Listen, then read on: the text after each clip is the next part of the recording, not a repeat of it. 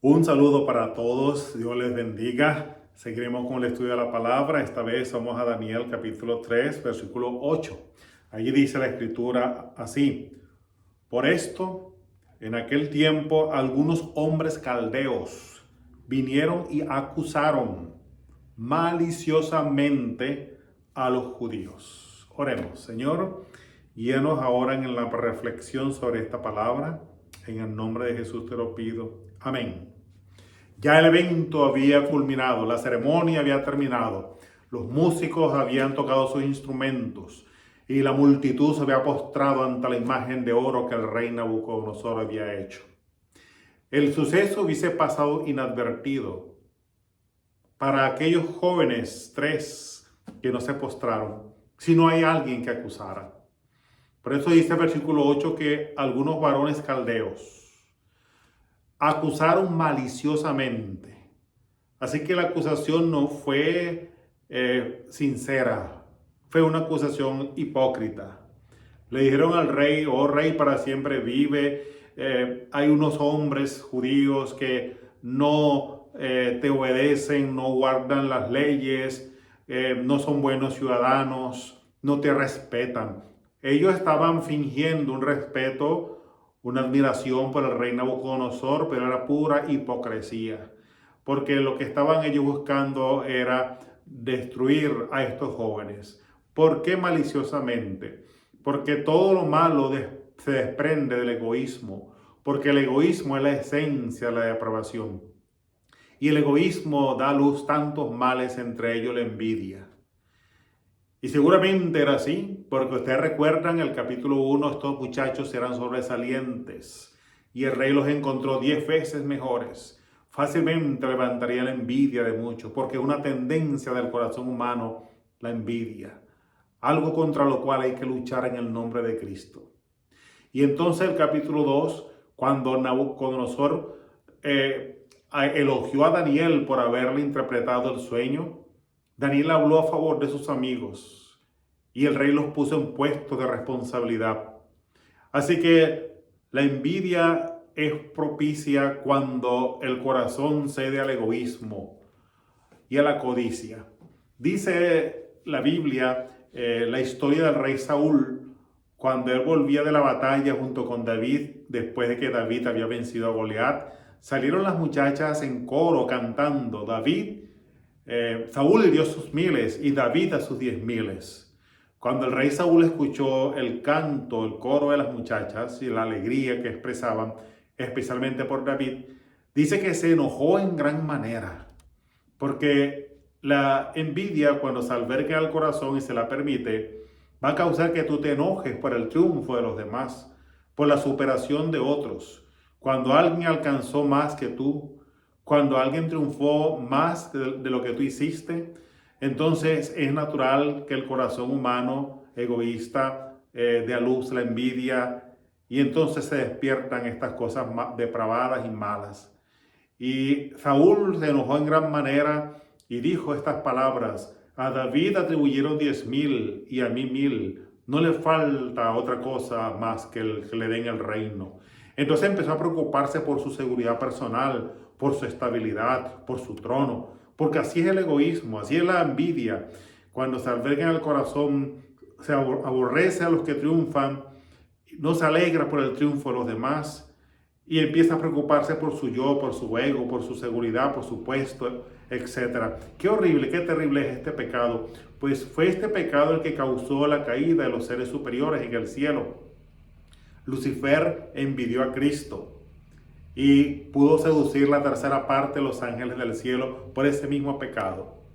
Y asimismo ahora logró este enemigo de Dios, este acusador de Dios, seducir a nuestros primeros padres en el Edén, Adán y Eva. Y así llegó en este mundo la maldad. Y por haberse multiplicado la maldad, el amor de muchos se enfriará. Así que a medida que nos acerquemos al final de los tiempos, vamos a ver un enfriamiento del amor. Por lo tanto, esto tiene mucho que ver con la historia que estamos contando, porque dice que estos varones caldeos acusaron maliciosamente a los judíos. Así que la acusación proviene del gran rebelde, Satanás, Él es el primer acusador. Basta leer la historia del libro de Job, capítulos 1 y 2, para que veas cómo él iba al cielo a acusar. También puedes leer la historia que está en el libro de Zacarías, capítulo 3, cuando en una visión simbólica se mostró al sumo sacerdote Josué vestido de vestimentas viles. Y Satanás estaba allí para acusarlo, porque las vestimentas viles eran símbolo del pecado. Y Satanás lo acusaba de pecador y reclamaba que quedara para siempre fuera del favor de Dios, así como él reclamó a toda la humanidad, que toda la humanidad quedase para siempre fuera del favor divino. Y entonces, como Dios mostró favor a la humanidad, pues la envidia se enciende en el maligno, más aún todavía. La historia de Zacarías 3 es tan hermosa porque no solamente estaba Satanás acusando a Josué porque estaba vestido de vestimentas viles, sino que también estaba el ángel de Jehová. Y el ángel de Jehová reprendió a Satán, diciendo: Jehová te reprenda, oh Satán. Jehová que ha escogido a Jerusalén te reprenda. ¿No es este un tizón arrebatado al incendio? Y enseguida dio la orden: quítenle esas vestimentas viles y vístanlo de ropas de gala. Y así Josué fue vestido de vestimentas limpias. Se le quitó ese andrajo que tenía. Esa vestidura de inmundicia se le quitó y se lo vistió de gala. Y el Señor le dijo estas palabras: mira que tu pecado ha sido quitado. Así que el vestirse en la Biblia simbólicamente, lo que está diciendo es que el pecado ha sido perdonado y que ahora estamos cubiertos de la justicia de Cristo. Eso es el mensaje de la justicia por la fe en Cristo. Cuando eso se alberga en el corazón, no hay lugar para el egoísmo, para el orgullo, para la malicia, para la codicia. ¿Por qué? Porque el corazón se enternece a los pies de la cruz de Cristo. Y fue así como se logró la victoria contra el acusador. El libro de Apocalipsis, capítulo 12, versículo 10 dice: ahora ha venido la salvación, el reino y la autoridad de nuestro Dios y de su Cristo, porque ha sido arrojado fuera el acusador de nuestros hermanos, el cual los acusaba delante de nuestro Dios día y noche. Así que el acusador ha sido arrojado fuera del cielo. Ya él no puede ir más al cielo a acusar a Dios y a los hijos de Dios que están vestidos de vestiduras inmundas. No, porque ahora el creyente está vestido de gala. ¿Cómo está vestido de gala? El versículo 11 de Apocalipsis 12 dice: y ellos la han vencido por medio de la sangre del Cordero. Es la sangre de Cristo que dio la victoria. Dice por eso Apocalipsis 7, versículos 14 y 15, describiendo la multitud de los redimidos delante del trono de Dios, dice: estos son los que han lavado sus ropas y las han emblanquecido por medio de la sangre del Cordero. Por esto están delante del trono de Dios. No hay otra manera para estar, o posible para estar delante del trono de Dios, sino por la sangre de Jesucristo derramada por nosotros. Como dice Efesios 1:7, en quien tenemos redención por su sangre, el perdón de los pecados, conforme a la riqueza de su gracia. Y entonces el apóstol Pablo dice esta hermosa frase en Romanos 8:1, dice: ninguna condenación hay para los que están en Cristo Jesús, los cuales no andan conforme a la carne, sino conforme al Espíritu. Y el versículo 32 hasta el 34 de ese capítulo 8 de Romanos dice estas palabras hermosas: el que no perdonó ni aun a su propio Hijo, sino que lo entregó por todos nosotros, ¿cómo no nos dará también juntamente con él todas las cosas? ¿Quién acusará a los escogidos de Dios si Dios es el que justifica? ¿Quién es el que condenará si Cristo es el que murió? Más aún el que también resucitó, el que está a la diestra de Dios, el que también intercede por nosotros.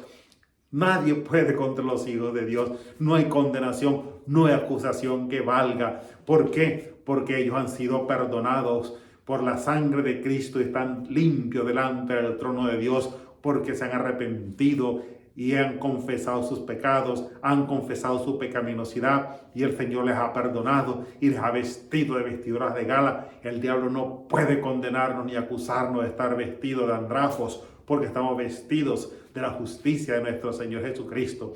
Así que toda acusación maliciosa proviene del demonio. Y el demonio usó a estos varones caldeos para acusar a estos jóvenes judíos que no se postraron ante la estatua. Entonces, debemos recordar algo más. Siempre el pueblo de Dios será objeto de acusaciones maliciosas, especialmente en los tiempos de crisis. El apóstol Pablo dijo que todo aquel que quiera vivir piadosamente en Cristo Jesús padecerá persecución.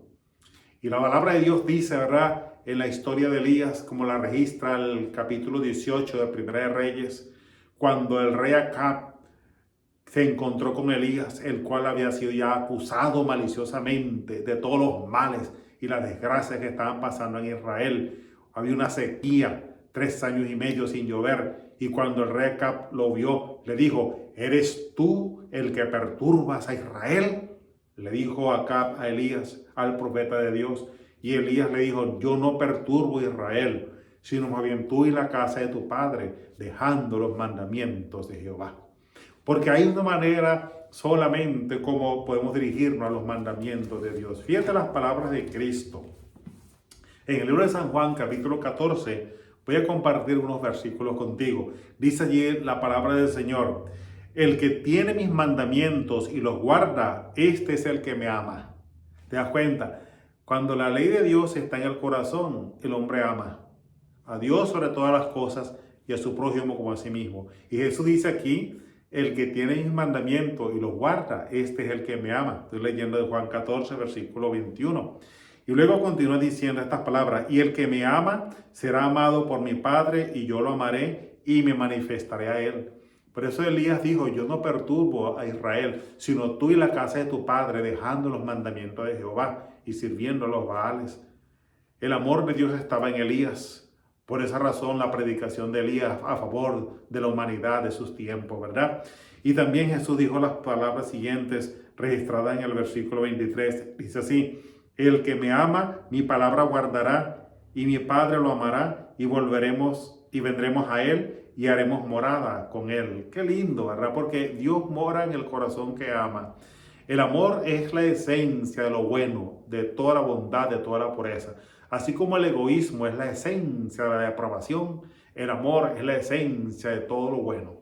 Por eso dice la palabra de Dios en 1 Juan 4:8 que el que no ama no conoce a Dios, porque Dios es amor. La gran prueba final que va a enfrentar la humanidad se va a definir en una palabra, y es el amor. No piensa que es por doctrinas. Que esta es la iglesia verdadera que tiene todas las doctrinas. Yo tengo la doctrina, o tengo la riqueza, o tengo el poder, o tengo la fama, o tengo la popularidad. Miren los millones que son miembros de mi iglesia. Eso no es lo que va a definir la prueba final. La prueba final que va a venir a la humanidad va a ser: ¿amaron? ¿Amaste? Porque presenta Apocalipsis 13, que es el paralelo que hace con Daniel 3. Y es interesante que en el capítulo 3 de Daniel hay 6 órdenes, 6 veces se ordena adorar a la imagen.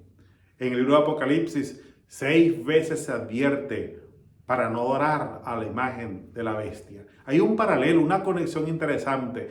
Al final, como estos jóvenes hebreos estuvieron en pie ante la estatua, habrá un pueblo que dice Apocalipsis 14:12, aquí está la paciencia de los santos, los que guardan los mandamientos de Dios y tienen la fe de Jesús. Así que esto es lo que va a definir, ¿verdad?, el conflicto final. ¿Amaré yo a Dios sobre todas las cosas y a mi prójimo como a mí mismo?